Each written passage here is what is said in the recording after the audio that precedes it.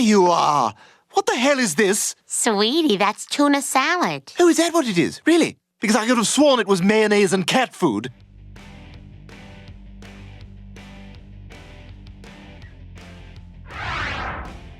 Number 20. Guess what? Meg Griffin is an easy target given how much the family picks on her, but she also makes it even easier by setting them up for jokes. When she arrives with the news that she's made the flag squad, Meg invites them to guess what she is. End result of a drunken backseat grope fest and a broken prophylactic? Stewie's suggestion that her existence is due to a broken piece of rubber may go unnoticed by the family, but it has us wincing at its savagery. His follow-up burn about Meg's luck with boys may not quite reach the heights or depths of his first insult, but at least Brian appreciates it. You can be somewhere else when the boys don't call. Number 19. Funny waiter.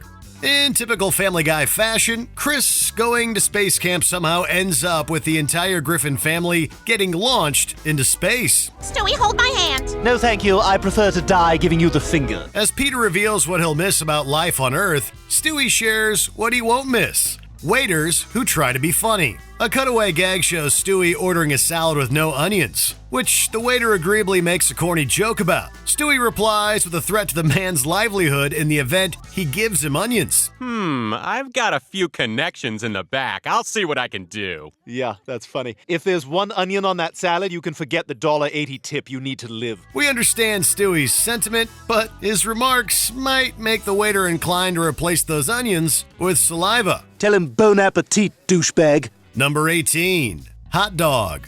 Peter being a moron isn't new to anyone, but in this episode he's found to have an intellectual disability, although they use some slightly more outdated language to discuss it in the show. Well, here they are, Brian, my test results. Read them and weep. And after he pours hot grease all over Lois, Child Protective Service takes the Griffin children away to live with Cleveland. Rather than show he's a fit parent like Brian suggests, Peter hatches a scheme to show that Cleveland is unfit by bringing 7 sex workers to Cleveland's house. Although Cleveland and Child Services object, the latter more than the former, Stewie's jab at one of the older ladies of the night is downright vicious. So, tell me, is there any tread left on the tires at all? Or at this point, would it be like throwing a hot dog down a hallway? Number 17. Rupert's nicknames. After Brian tears up Stewie's teddy bear Rupert, Stewie resolves to scatter his stuffed friend's ashes from a mountaintop. If he died first, I would scatter his ashes on a mountain. Brian tags along to watch out for him, and an argument ensues, leading to Stewie falling and being unable to walk. Brian builds Stewie a stretcher and carries him the rest of the way, despite Stewie hurling insults at him the entire time. Some of these include nicknames that Rupert had for Brian, usually a play on famous dogs. Want to know some of the other things he called you? Fat Lassie, Scooby Don't, Rin Tin Twink, Poopy Snoopy. To throw some of our own into the ring, Wish-Stoned Old Smeller, Air Dud, Booze Clues, and Marley and Anyone But Me. Number 16. Gavin.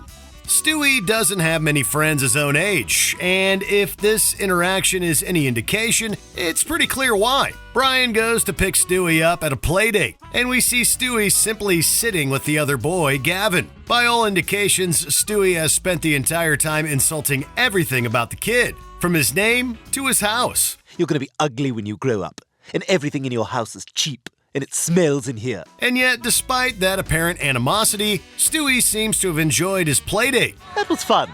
I like Gavin. Then again, if this whole list is any indication, Stewie's favorite pastime seems to be lambasting everyone around him. So maybe it's not so strange. Number 15. Game over.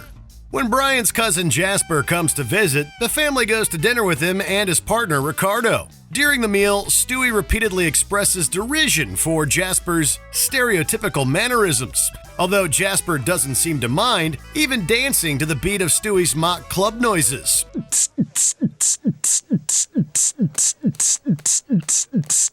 Oh, why'd you stop? But his most cutting remark is reserved for Meg again. Jasper announces that he and Ricardo are getting married. This prompts Stewie to remark on Meg's poor chances with men, which he sees as basically zero now that men can marry each other. I mean, if they can do that, that's pretty much it for you, isn't it? I mean, you might as well pack it in. Game over. In the immortal words of Bill Paxton, Game over, man. It's game over.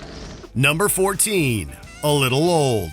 Stewie and Brian's road trip episodes are a frequent highlight of the series, and the very first offers an excellent insult from the former. Let's hope Osama bin Laden doesn't know show tunes. After staying with his grandparents at their summer home in California, Stewie gets picked up by Brian. At the airport, Brian leaves to get smashed at the bar, leaving Stewie alone. Wait here at the gate. I gotta run a quick errand. Stewie is approached by a man who's concerned that he's too young to be traveling alone, but Stewie rebukes him with a comment about the man's choice in mouthwear. Aren't you a little old to be wearing braces? Don't talk to strangers, kids. And adults, don't talk to Stewie.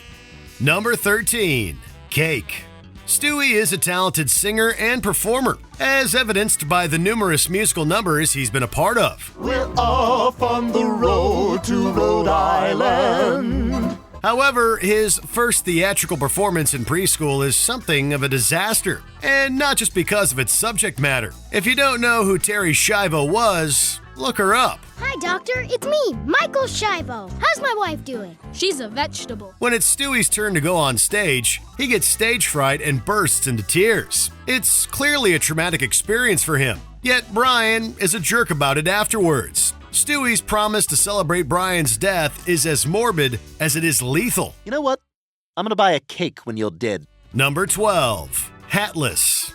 When Stewie gets a new babysitter, LaDawn, he's instantly smitten. However, he's outraged when she comes over with her boyfriend, Jeremy. When LaDawn decides to put him to bed, Stewie steals Jeremy's hat and proceeds to go on an extended rant on the frat boys that Jeremy reminds him of. Take that, Hatless! Now go back to the quad and resume your hacky sack tourney! I'm not gonna lie down for some frat boy bastard with his damn Tiva sandals! The rant references everything from Tiva sandals to Taco Bell to the Simpsons song Mr. Plow. The tirade is so rapid fire and entertaining that we're won over, even if LaDawn isn't. That is exactly the kind of idiot you see at Taco Bell at 1 in the morning. Plus, it's almost as deadly as what Stewie ends up doing to Jeremy. Almost. Oh my God, Jeremy's still in the trunk. Oh God, how long's it been? Let's see, two weeks. Yep, he's dead. Number 11, Seth Green. In this very special episode, Peter retells the story of Return of the Jedi. I mean, the work is much harder when you know the project is no good. Still, all those small paychecks must add up. This version has Stewie playing Darth Vader, Chris as Luke, and their Grandpa Carter as the Emperor. The Emperor taunts Chris Skywalker by bringing up his voice actor, Seth Green, deriding his movie career to unleash his inner hatred. Did you ever hear anyone say, hey, let's go see that new Austin Powers, Seth Green's in it? You're not getting to me, man. You're talking about an actor who I happen to enjoy. Later, during Chris's duel with Stewie Vader, Stewie brings up Green again. He also ridicules Green's career, particularly his supposedly low standards for projects, like the film Sex Drive. I can always get Seth Green to fight me. He'll do anything for money. I mean, did you see Sex Drive? Oh, of course you didn't. You're a person. Well, to be fair, when was the last time you thought about that one? Number 10, Fashion Advice. Brian's birthday, besides consisting of some incredibly bizarre gifts, also leaves the dog thinking about his own mortality and his legacy. Nothing, it's just that, I don't know, my birthday is just, it's kind of a reminder that I'm now 1 year closer to death, with nothing to show for my time here. Can I get a minion cake for my next birthday? We'll see, Peter. To help out his friend, Stewie offers to help him write his biography, citing his previous experience helping Cleveland with his wardrobe as proof of his qualification. Maybe I can lend you a hand, Brian. I'll help you write your biography. Really? You do that? Yes. After all, I helped Cleveland with his wardrobe. A cutaway reveals that Stewie makes a remark to the Griffin family friend about the skinny jeans he's wearing not being for him, despite Stewie's love for him. This is soon followed up by Stewie's immediately shooting down their neighbor Joe's attempt to pull off a vest with no shirt. Hey, Cleveland, you know I love you, but those jeans, they ain't for you. I knew it. I think I just needed to hear it.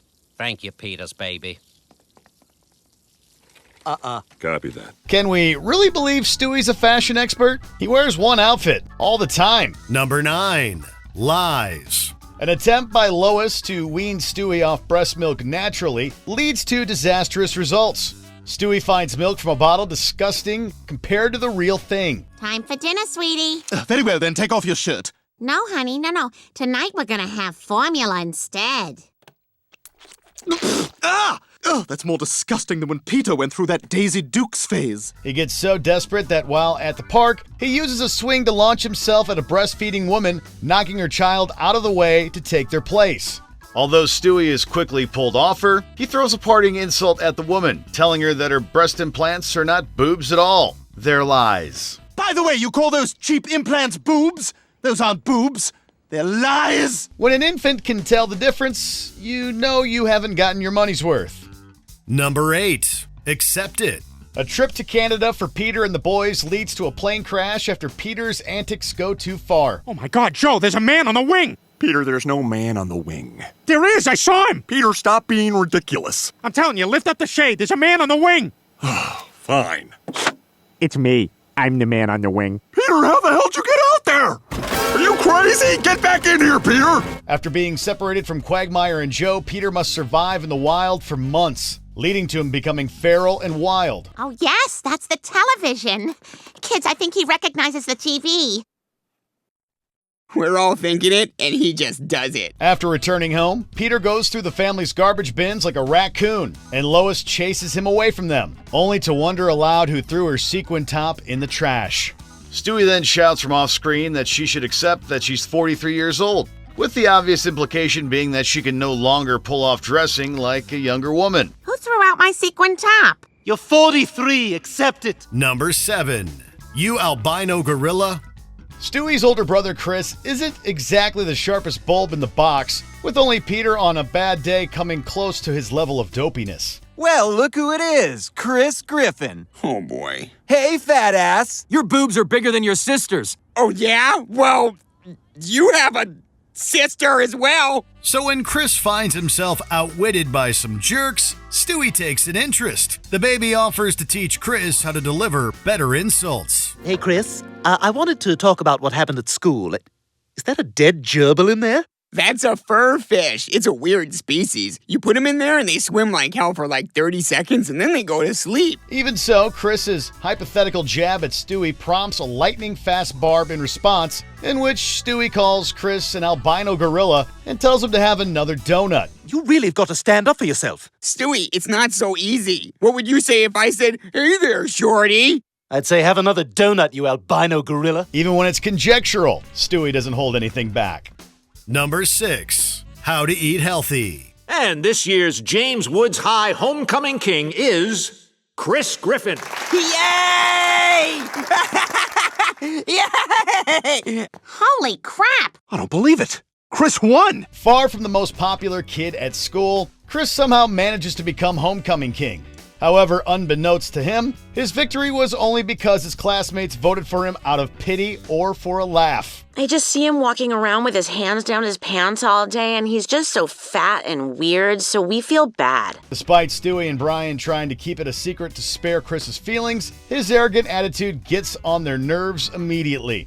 After Chris declares he'll be taking things from Stewie's room, Stewie calls out that there's a book on how to eat healthy that he can take, while also calling him a harsh word. It's a burn with a side of concern. A concern burn, if you will. Now, if you'll excuse me, I shall select 3 things from Stewie's room that I wish to be mine. There's a book in there on how to eat healthy. Number 5. White Trash Hen. Everyone's the hero of their own story. At least they should be. A short entitled Point of Stew follows a day in the life of Stewie, with the camera acting as his point of view. And right from the moment he wakes up, the baby is delivering burns. When his mother changes his diaper and finds a dime, Stewie responds to her scolding by telling her to wipe it off and put it in her purse like the white trash hen she is. He then follows this up by pulling her hair and whispering that when he grows up, he will never visit her and that she'll be nothing to him. Real, but dark. Your roots are ridiculous. I'm gonna grab your hair because I like grabbing stuff. Okay, Stewie, let go. Let go, Stewie. Let go of Mommy's hair. When I grow up, I'm never gonna call you. I'm gonna be busy with my job and my family. You'll be nothing. Number 4. McConaughey. Family Guy has not been kind to actor Matthew McConaughey, and his cutaway gag of Stewie insulting him is especially cutting and funny. Lot of effort for nothing. Like trying to tell Matthew McConaughey how much he sucks. Stewie repeatedly insults and berates McConaughey for being a terrible actor. You know, Matthew, I may not ever get another chance to say this, so I just want to get this off my chest. You are just awful. You're one of the worst actors in the history of film. While Stewie's barbs that the actor is just the worst, and his wish that McConaughey would get a heart attack are hilarious. Even funnier is the fact that McConaughey's famously chill demeanor remains throughout, and even he agrees with Stewie that his movies are terrible. After that, everything else was awful. Contact, they didn't even need you in that movie. They could have done the whole movie without you. I know, I said the same thing, but they were just like, oh, we need a good-looking guy with a great ass and some tight abs to just provide some down-home enthusiasm in this picture. The kicker is that Stewie's last and most outlandish claim causes McConaughey to assert that nobody can prove it. We certainly wouldn't want any video evidence. Truth of the matter is, I don't like my movies either, but man, they just keep offering me money and I do it, and then I get to go around the world. I mean, did you see Sahara?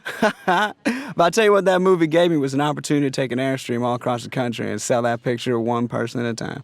You suck donkey ass. Now, you can't prove that. Number 3, Felix Ungarish. From the moment you gave birth to me, I had to trust you. I had no choice. I needed you to protect me from the world, to be my guide, to help me navigate the difficult, confusing, and vulnerable journey to becoming a person. You have done none of those things. The biggest target of ridicule on the show is easily the eldest Griffin child, Meg, and Stewie does not abstain from the tidal wave of mockery delivered at his sister.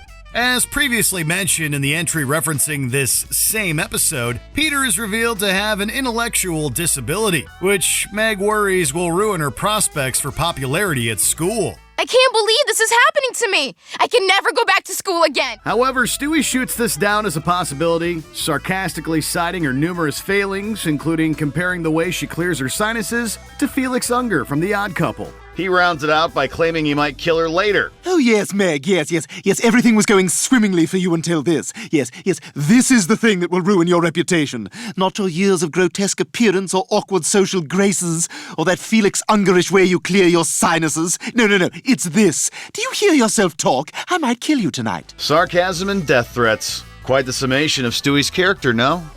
Number 2, Brian's novel. This is easily one of the most famous Stewie insults, and it's not hard to see why. Brian, I can't believe you're going to be on The Bachelorette. Yeah, I thought you said the shows were stupid. They are stupid. But I figure I got a few days of free booze and free food before they kick me off. I could use a vacation. During an episode where Brian appears on TV show The Bachelor, Stewie asks him several questions about a novel Brian has been working on for years, sarcastically prodding him about his lack of progress, while breaking down the structure of most stories as his voice gets higher and higher over time. Oh, yes, because you've got such a heavy workload around here. How you coming on that novel you're working on? Huh? Got a big stack of papers there? Got a nice little story you're working on there? A big novel you've been working on for 3 years? Although the gag does run a bit long, this undeniably helps it be so memorable, and, we would argue, helps make it funnier. Nice little narrative, beginning, middle, and end. Some friends become enemies, some enemies become friends, yeah? At the end, your main character is richer for the experience, yeah?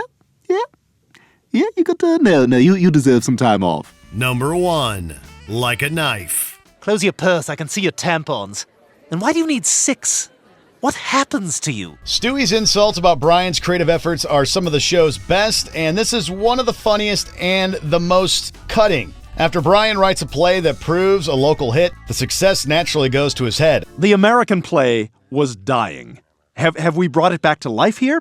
I can't say that, but it has a pulse. You're such an amazing writer, Brian. How do you do it? What's your process? Oh, God, Allison, how do I even answer that?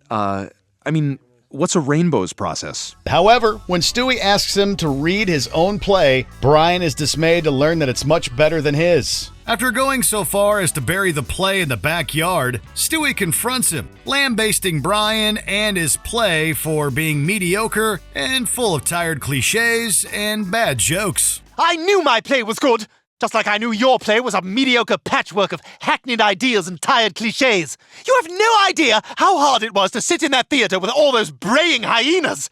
Couldn't you tell something was up when Chris and the fat man could follow the plot? It took Peter a year to figure out Stuart Little. He then drives it home by suggesting that every person who laughs at Brian's terrible play should pierce his heart like a knife. Ouch. Your play panders to the lowest common denominator, Brian, and it doesn't even do that well. Shut up! May every person that laughs at your sophomoric effort be a reminder of your eternal mediocrity and pierce your heart like a knife.